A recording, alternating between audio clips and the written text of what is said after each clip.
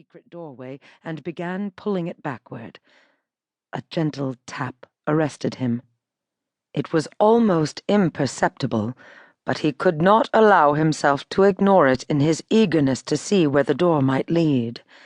Instinctively, he pushed it shut, raced across to one of the chairs, and grabbed his book, barely managing an easy look of relaxation by the time the door from the hallway opened and a flurry of white met the corner of his eye.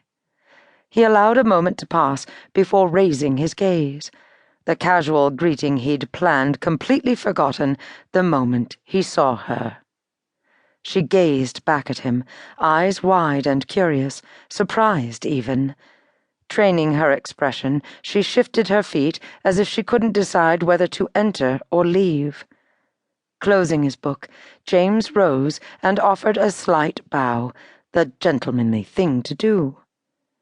"Lady Newbury," he said, gathering his composure after the initial shock he'd experienced at seeing her.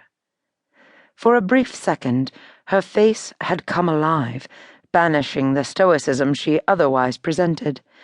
A fading flush still lingered upon her cheeks, but her lips, which had initially parted on a small gasp, were now tight and unyielding. "Will you join me?" he asked, for the sake of being polite. Behind him, the passageway yearned to be explored. She paused, seemingly hesitant, and for a second James thought she might refuse. He almost hoped she would so he could get back to work. "Very well," she said in a tone suggesting that she might as well accept since she had nothing better to do. With a sigh, James set aside his hope of immediate adventure and gestured toward the chair that stood adjacent to his own. "I'm sorry to disturb you," she said as she took her seat. "It was not my intention." "I'm sure it wasn't. May I offer you a drink?" he asked, hoping she wouldn't detect his frustration. "Perhaps a sherry?" He wouldn't mind a brandy himself. "No, thank you. But if you don't mind ringing for a maid, I would appreciate a cup of tea." "Of course." He did as she asked, then crossed to the sideboard and poured himself a large glass. "Do you mind if I take a look at your book?" She nodded toward the discarded volume lying on the table, and, for a moment, James just stood, appreciating her beauty. Her hair, always perfectly coiffed with no stray locks, reminded him of autumn when the trees turned a rusty shade of golden red. Her eyes, a shade lighter than moss, spoke of innocence and loss, while her plump lower lip would make any man wonder what it might be like to kiss her.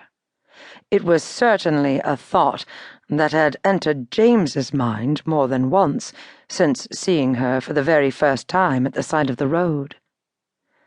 A knock sounded, and a maid entered.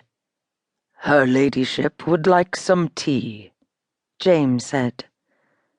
As soon as the maid was gone, James picked up his book and held it toward Lady Newbury, his fingers brushing hers as she moved to retrieve it. A deep vibration drove along the length of his arm, producing a shiver, and his gaze instinctively shot toward hers. Her eyes, those lovely green eyes, were alive with emotion, a sense of confusion at war with something else that he couldn't quite define. Despair, perhaps? Before he could analyze it further, she tugged the book away from him and sat back.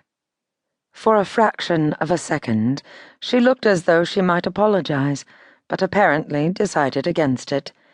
Instead, she turned the book over to look at the cover and suddenly smiled.